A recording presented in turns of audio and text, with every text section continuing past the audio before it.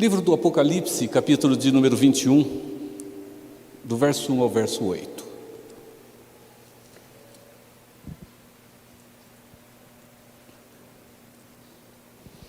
Já que o quarteto se apresentou e falou a respeito do tempo que eles cantam, eu também quero fazer isso. Alguns cantam desde a infância, né? E eu também, desde a infância, eu não canto nada.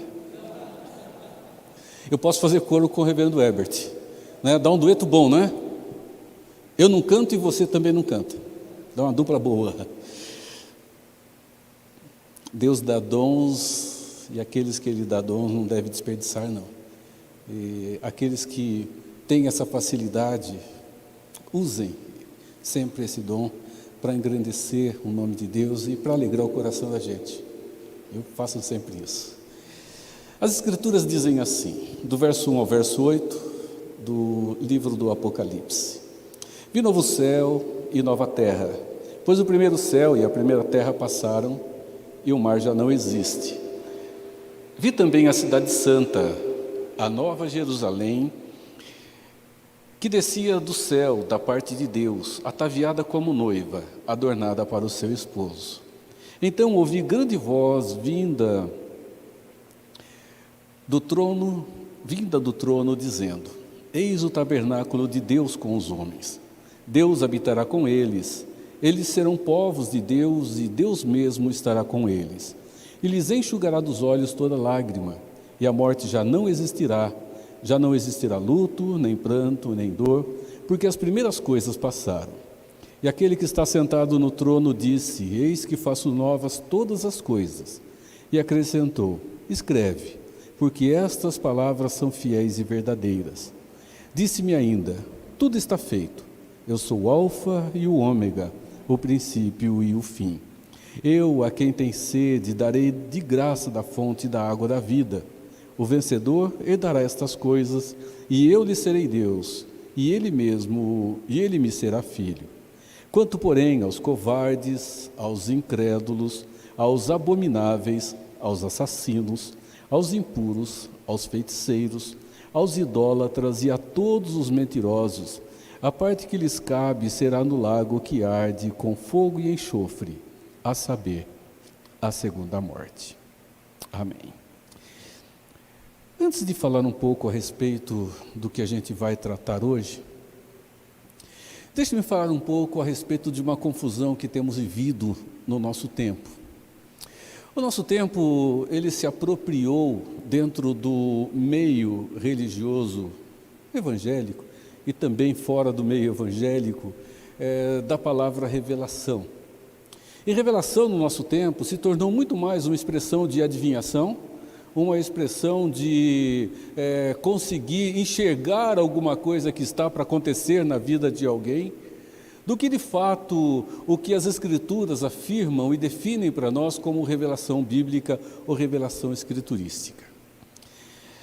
O que temos dentro das Escrituras não tem nada a ver com esse conceito popular, religioso, de revelação que nós temos hoje, dentro do nosso tempo, quando um chega para o outro e diz: olha, eu recebi uma revelação a seu respeito, ou Deus está me revelando que, e muito equivocadamente, muitas vezes toma aquela que é a liberdade do Espírito agindo no sentido de instrução e de clarear ou trazer luz ao que Deus revelou, a Ele próprio revelou, do que a autoridade que vem de Deus como algo que já existia em Deus e que tornou conhecida a nós, que é o princípio da revelação.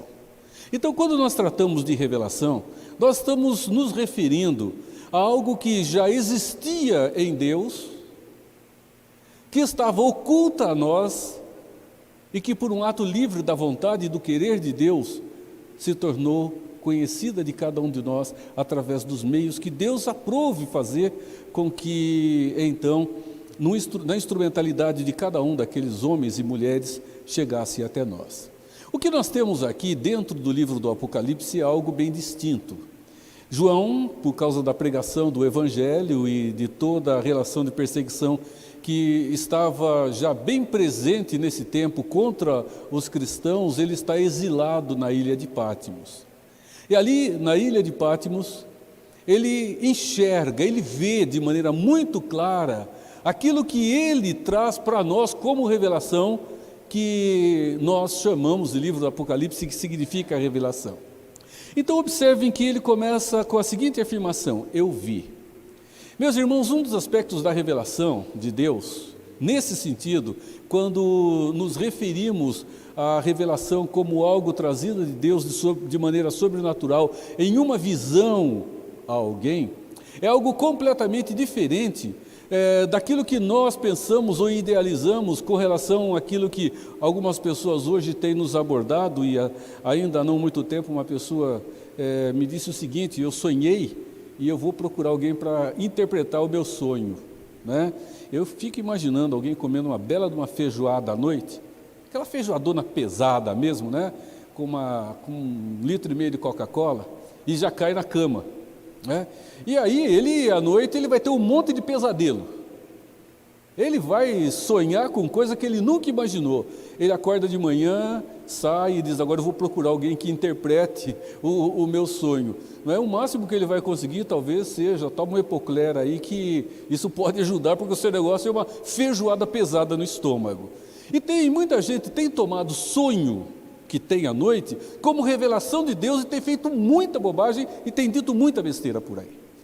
A revelação de Deus, quando olhamos para as Escrituras e vemos aqui esse termo aparecendo, como o texto que nós temos aqui, José e outros que tiveram sonhos, eles tinham de maneira muito clara diante deles aquilo que Deus estava lhes mostrando. Como vocês me veem aqui, eles enxergavam também, não era nada turvo, nublado, era algo muito claro que Deus estava dando a conhecer.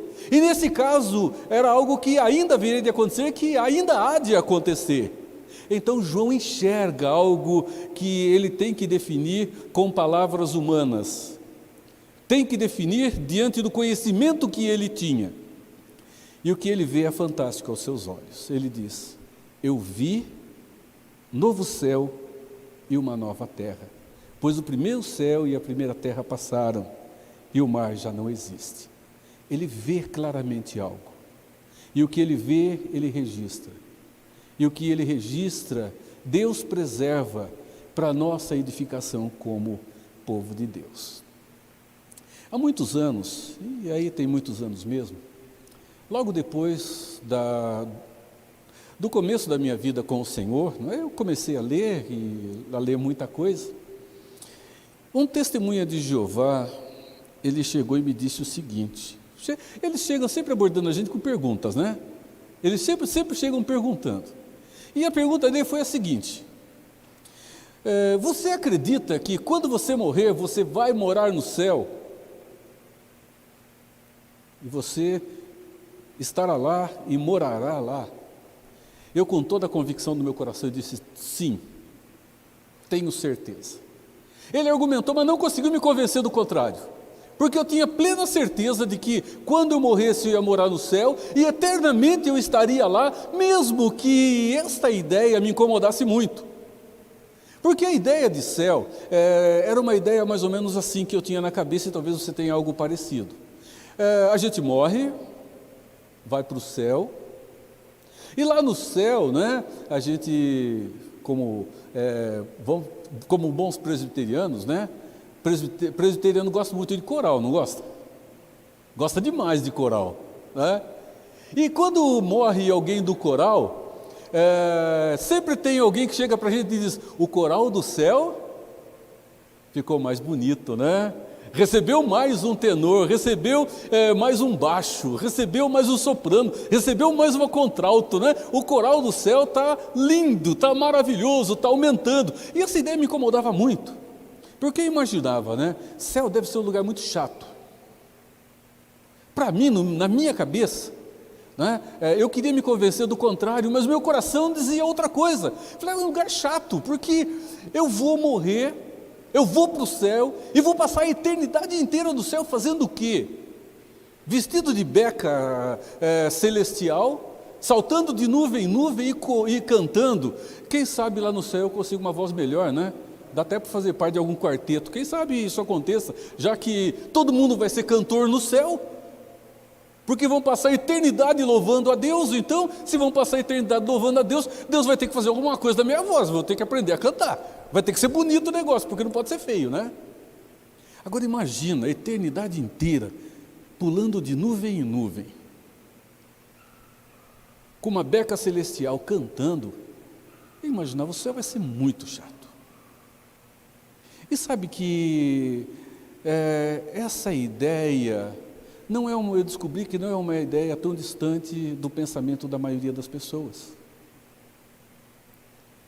E muita gente pensava e pensa assim como eu pensei, achando, entendendo que o céu é um lugar onde a gente vai, vestido, né, vamos chegar lá, vamos ser mudados, vamos vestir aquela vestimenta celestial e vamos passar a eternidade louvando a Deus. E louvor, para mim, era uma expressão só de cantar.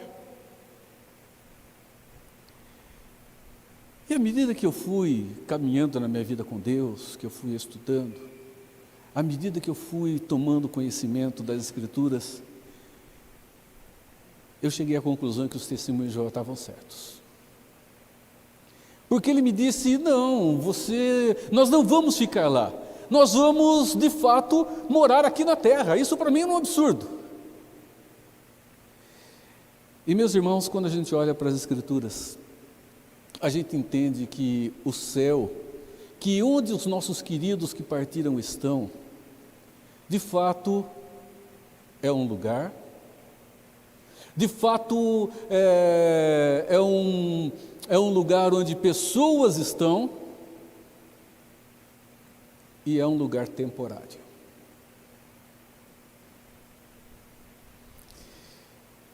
As Escrituras dizem, meus irmãos, que se nós pensarmos no céu, depois da volta de Cristo, como lugar definitivo, nós temos que repensar os nossos conceitos.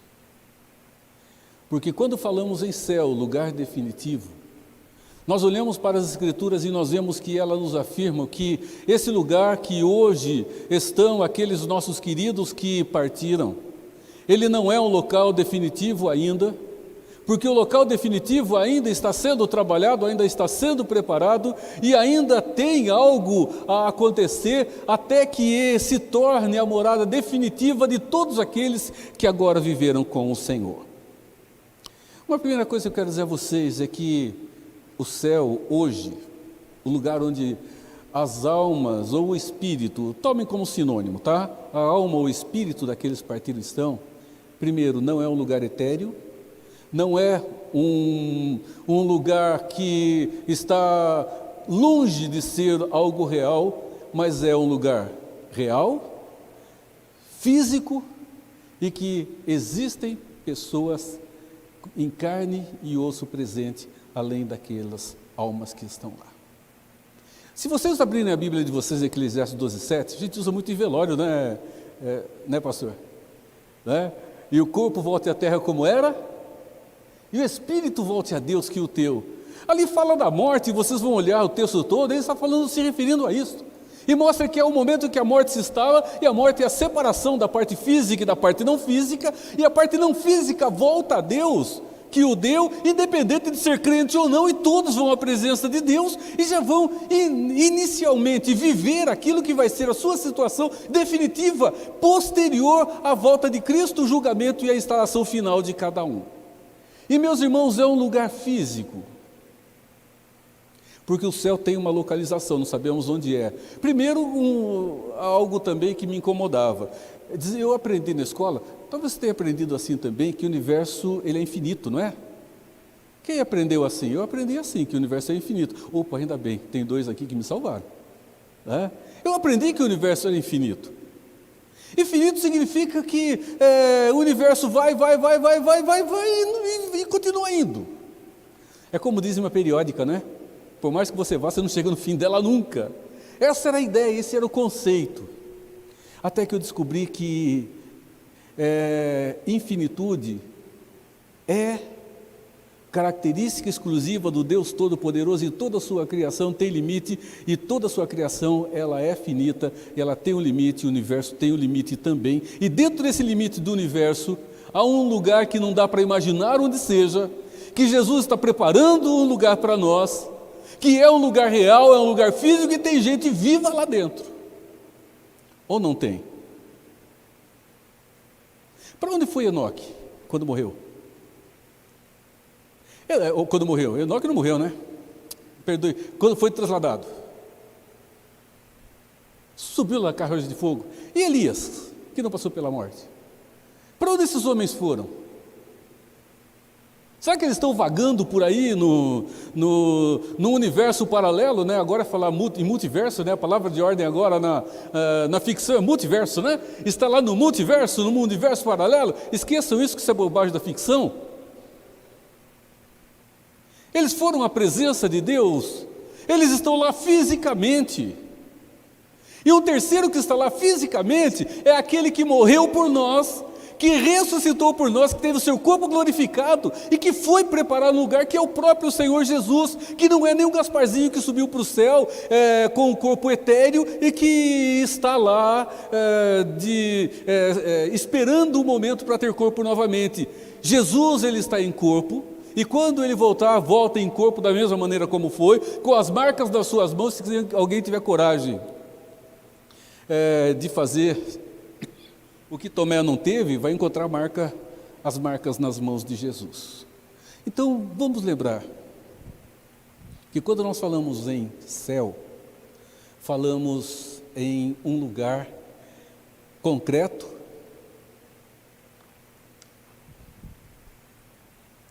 obrigado, Herbert.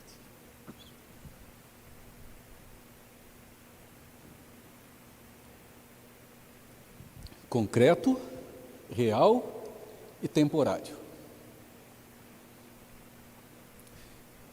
Concreto e real, porque é um lugar que, se a gente estiver lá, dá para pisar. É real de fato, porque lá está o trono de Deus, onde Ele governa toda a sua criação. E temporário,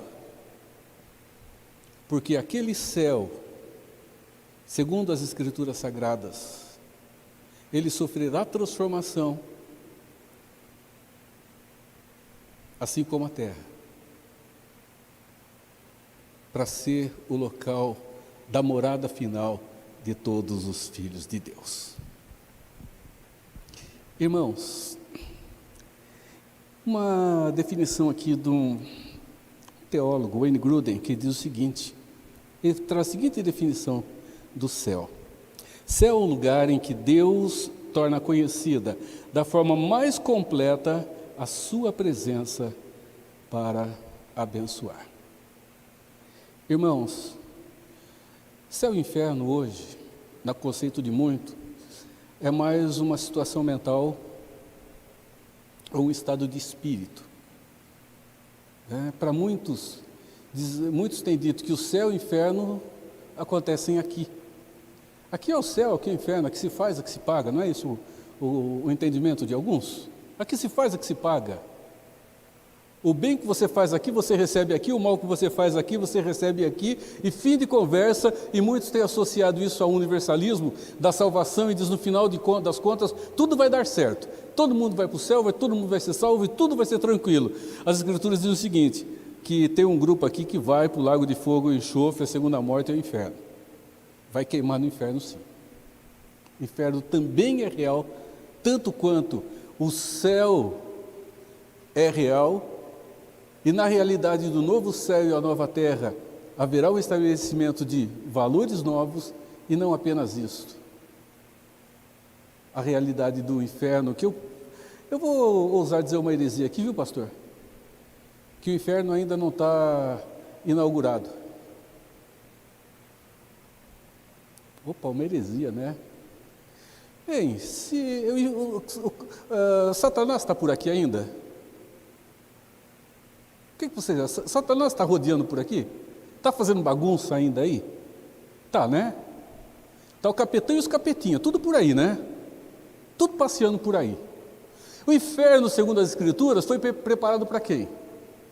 Não foi para homens, foi para Satanás e para os seus anjos. Os homens vão para lá de gaiato, né? Se eles estão aqui,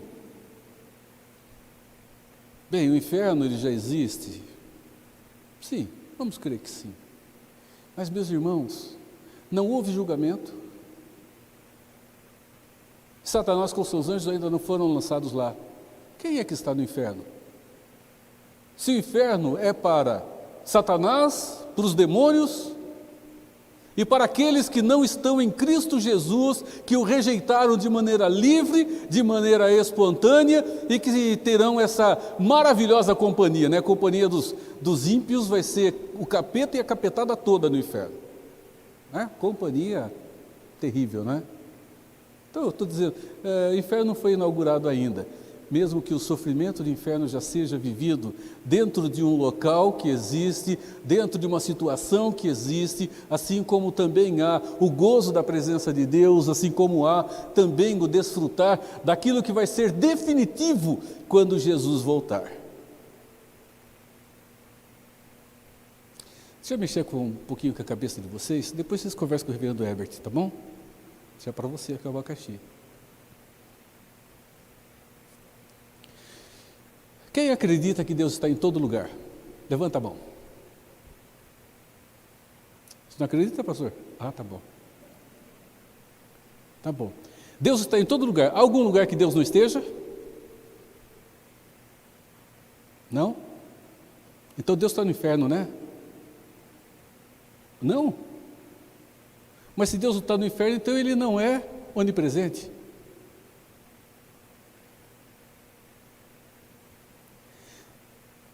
Há um conceito equivocado, um conceito de um dualismo que não é bíblico, que não é nosso, que nós devemos extirpar do nosso meio. A ideia de que Deus é o que governa o céu e Satanás é o que governa o inferno. Satanás nunca foi governante do inferno, nunca será governante do inferno, e o sofrimento do inferno não existe por causa de Satanás, mas o sofrimento do inferno existe porque a ira de Deus vai estar de maneira mais plena, profunda, que se pode ter, manifestando a sua ira sobre todos aqueles que são os ímpios e se rebelaram contra ele em Adão. Foi Martinho Lutero que disse que até o diabo é o diabo de Deus? Não foi, reverendo Herbert? Foi Lutero que disse que até o diabo é o diabo de Deus? Então esse conceito que temos de que o inferno é um lugar onde o capeta governa, não é bíblico, porque lá, meus irmãos, Deus é Senhor também, e a sua presença lá é a presença de ira e de justiça, não é? Podemos dizer assim, será de ira e de justiça, para fazer com que os ímpios sintam o peso do sofrimento e da desobediência por toda a eternidade. E o grande sofrimento que haverá lá será juízo de Deus, e não o garfo do capeta cutucando ninguém. Nós estamos falando daquele que é Senhor de todas as coisas, que é Senhor sobre tudo, que tem governo sobre tudo, e que por causa do ato da rebeldia lá em Adão, todos fomos condenados à sua ira, e nesse ato de condenação da sua ira, a sua misericórdia, o seu amor, nos colocaram numa nova condição e numa nova situação.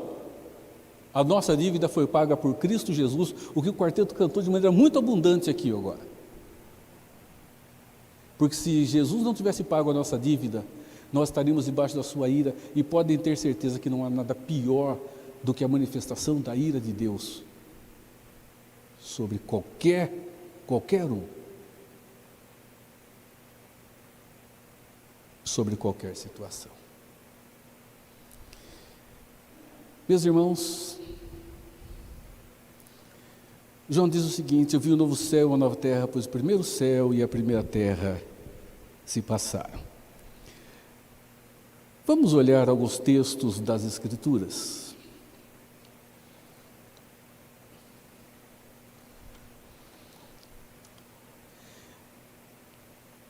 O profeta Isaías é um dos profetas que fala a respeito do novo céu e nova terra.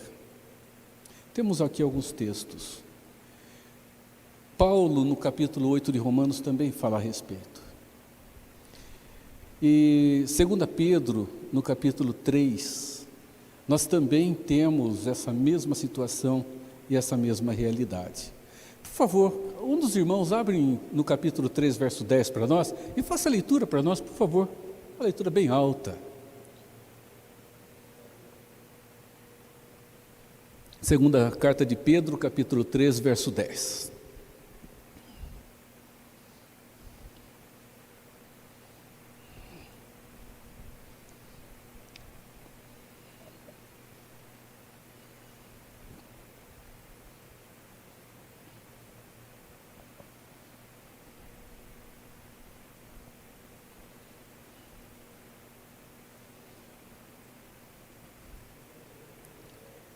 Segunda carta de Pedro, capítulo 3, verso de número 10.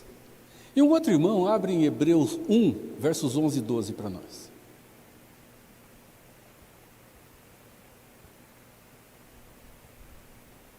Pode ler, pastor? Pode ler? Por favor. Aqui. Virá, entretanto, como ladrão, o dia do Senhor, no qual os céus passarão com estrepitoso estrondo, e os elementos se desfarão abrasados. Também a terra e as obras que nela existem serão atingidas. Hebreus 1, 11 e 12.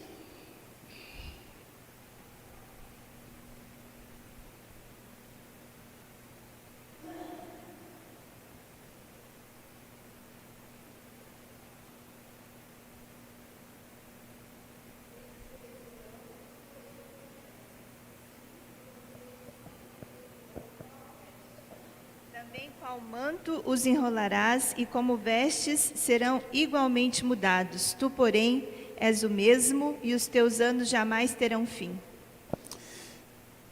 Meus irmãos, algo que é eterno e algo que passará. E Pedro diz o seguinte, que haverá um momento em que as coisas criadas por Deus sofrerão um abalo tremendo. O céu passará, haverá um estrepitoso estrondo, os elementos se desfarão abrasados. Isso é literal ou não? Bem, até que eu encontre uma razão para entender Pedro de uma maneira não literal, para mim é literal. Eu preciso ter uma razão para entender Pedro de uma maneira figurada.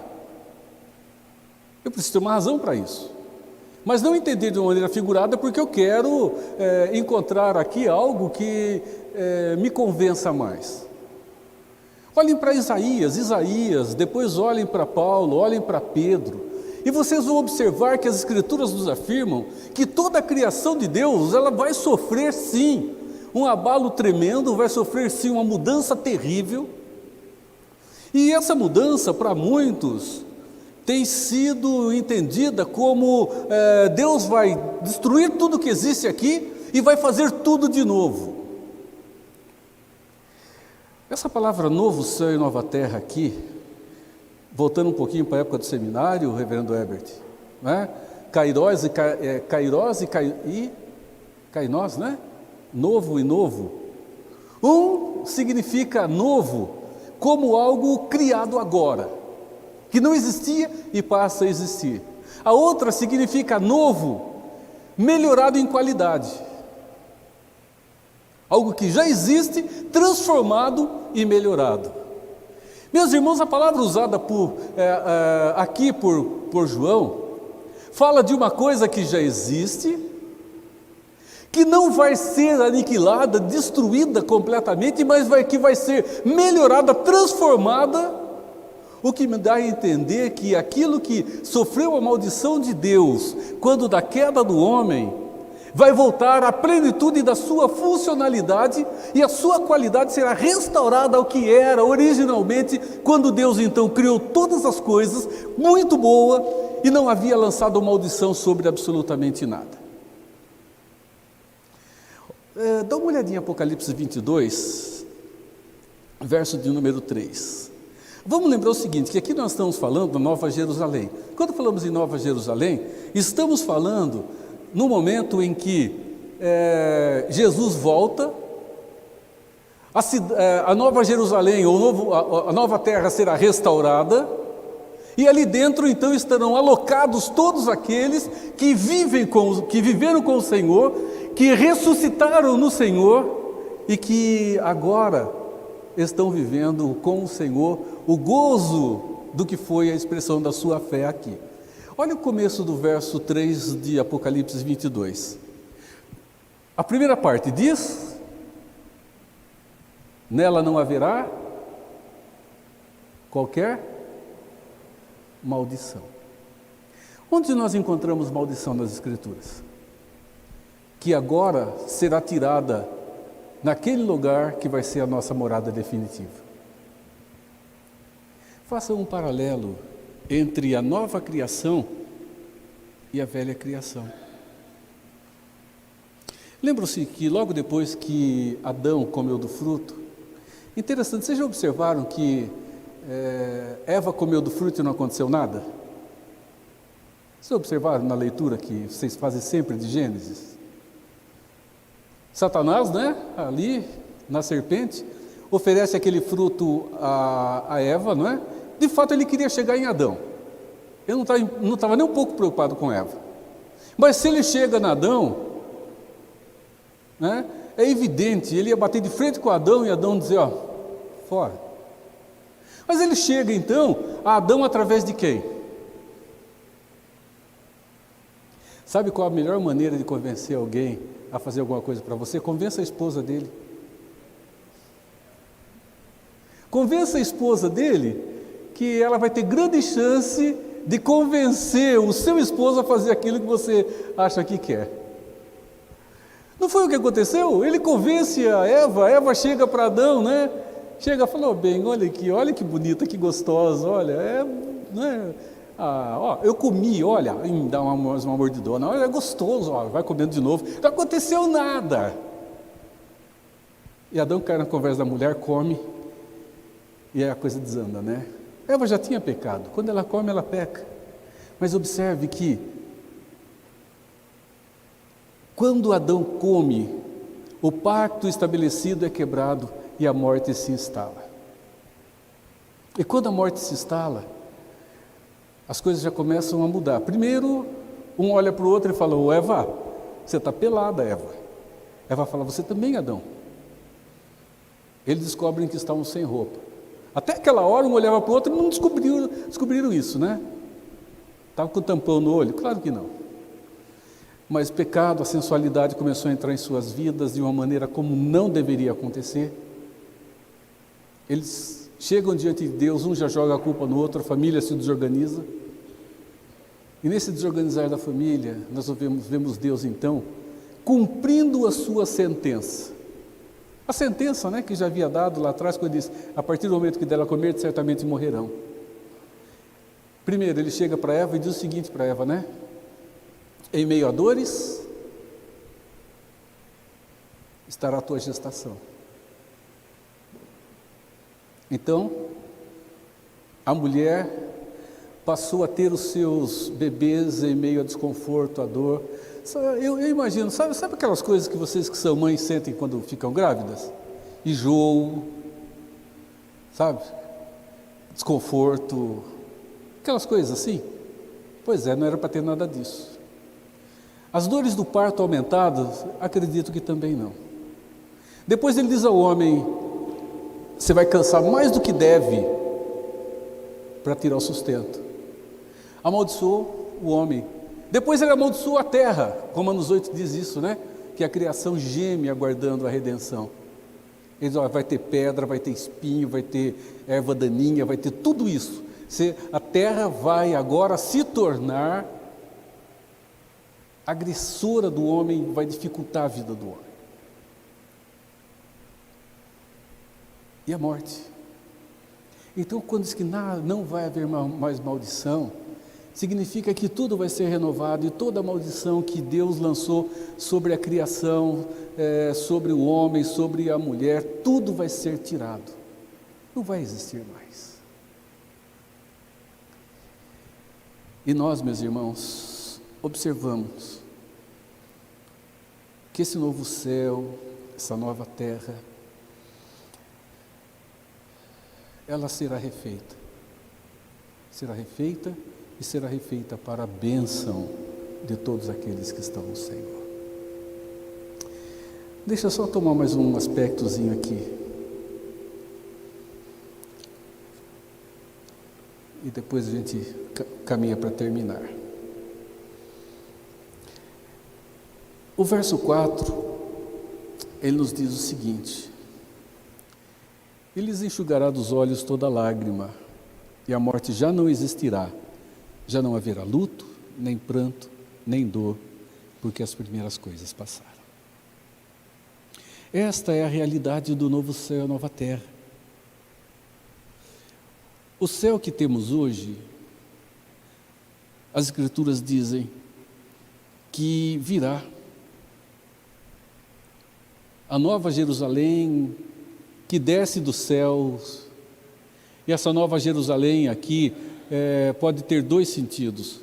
O lugar que Jesus foi preparar e o povo de Deus que está lá aguardando a ressurreição.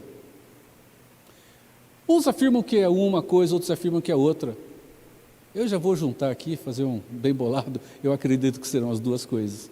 O lugar que Deus foi preparar e o povo de Deus que está lá remido. Virá. E quando virá, quando chegar, a nova terra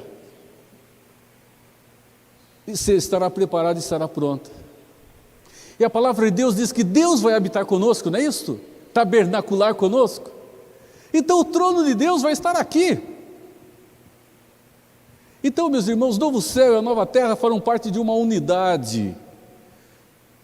Deus estará aqui, o seu trono estará firmado aqui, porque o céu onde Ele mora hoje, vamos usar uma palavra nossa, Ele ancorará junto com a terra, teremos uma única situação, uma única realidade, o governo de Deus estará aqui, os corpos serão ressuscitados, então todos voltarão a ser pessoa com seu corpo glorificado. Haverá uma nova realidade aqui, e nessa nova realidade as Escrituras dizem, Deus vai enxugar do olho toda lágrima, não haverá morte, porque as coisas primeiras já foram embora. Duas coisinhas que eu quero pensar com vocês aqui, para a gente terminar. As Escrituras dizem que já não haverá morte, depois ele diz luto, pranto, dor. Há algumas semanas atrás, alguém me disse o seguinte: pastor, lá no céu, né? Pensando aqui do que estamos falando, no novo céu não vai haver dor. Que tipo de dor João está falando aqui? Diz que lá não vai haver dor.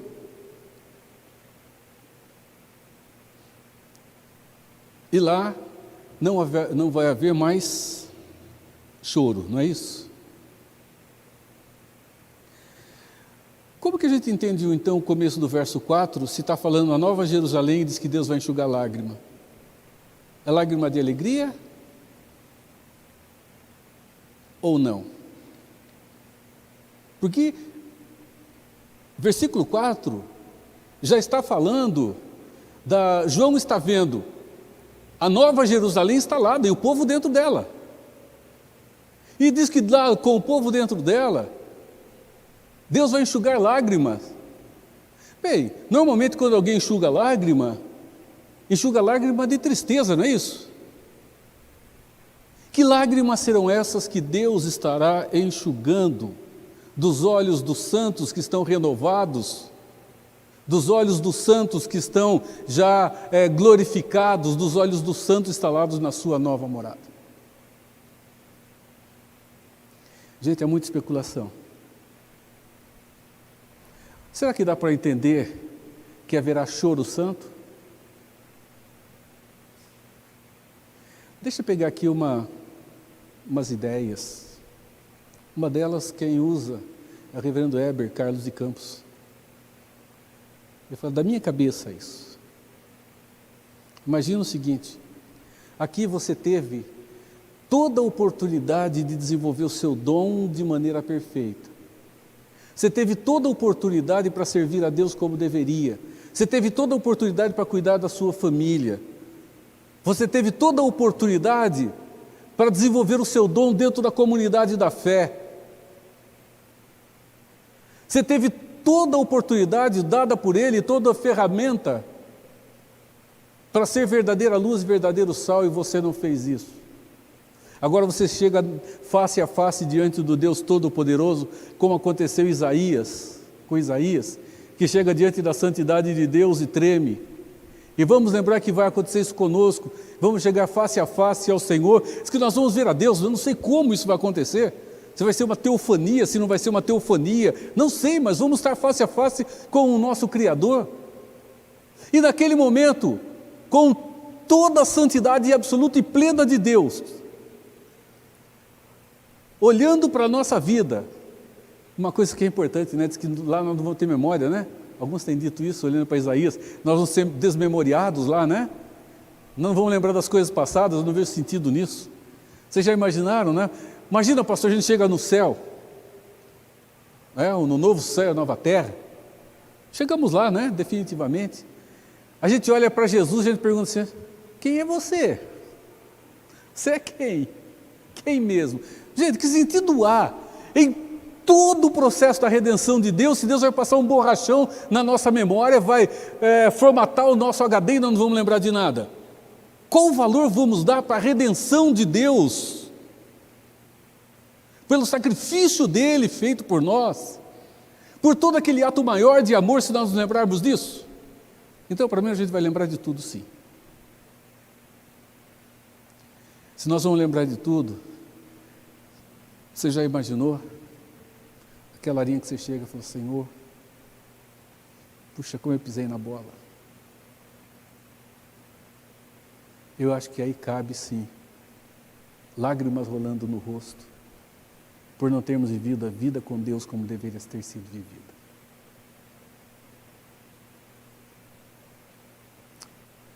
Gente, Deus não esquece. Lembrem-se disso. Os nossos atos nos acompanharão, bons e ruins. E nós teremos que prestar contas a Deus de cada um deles. Então lembre-se que aquela história de não importa estar no céu, está ligado diretamente com a realidade do que estamos vivendo aqui agora, de maneira digna ou não, da redenção que Ele nos concedeu, do dom que Ele nos deu, para vivermos aqui na relação de serviço de uns para com os outros. Eu vejo pertinência do que o Dr. Eber disse. Aí eu entendo, sim, que lágrimas santas rolarão, e Deus, sim, enxugará dos nossos olhos as lágrimas da tristeza por não termos vivido com Deus da maneira como precisaremos ter vivido aqui. E haverá um consolo perfeito e pleno. E quanto a essa ideia de dor, esse texto, quando ele diz aqui, luto, pranto e dor estão associados diretamente à morte. A morte causa esse luto, causa essa dor e causa esse pranto, aquele choro profundo no coração. Não haverá mais morte, então se não haverá mais morte, já não vai existir luto. Se não vai existir luto, não vai existir pranto. Se não tem pranto, a dor não terá lugar. Porque dor, meus irmãos, lembrem de uma coisa, é parte da finitude. Nós temos dor porque nós somos finitos. O que significa isso? Finitude significa limite. Isso quer dizer que se Adão resolvesse jogar uma partida de futebol com os macacos do paraíso, esticasse a perna demais e desse uma distensão nele, ia doer. Porque Deus não nos fez insensíveis.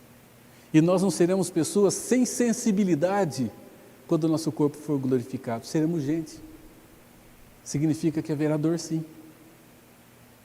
Porque a dor, ela não é maldição. A dor é a expressão da finitude humana, ou seja, do limite que o ser humano tem. Essa dor aqui, de Apocalipse, é aquela que define o sofrimento causado pela tristeza da morte, que lá já não existirá mais. Irmãos, vamos lembrar que olhamos para o amanhã. O quarteto estava cantando isso. Olhamos lá para o amanhã, não é? Mas lembre que o nosso amanhã, ele é profundamente ligado àquilo que nós vivemos aqui dentro da redenção do nosso Deus, o Deus eterno e Deus Todo-Poderoso. Jesus disse: não acumuleis para vós outros tesouros onde a traça corrói, onde as pessoas roubam, mas acumulai para vós outros tesouros no céu, onde Deus habita. Que Deus guarde o seu coração, que Deus guarde a sua vida, e que o olhar para a eternidade seja um olhar, sim, do passageiro que vivemos aqui, mas saber que é aqui que a nossa vida com Deus hoje acontece. Que em Cristo Deus esteja abençoando e renovando a vida de cada um. Amém.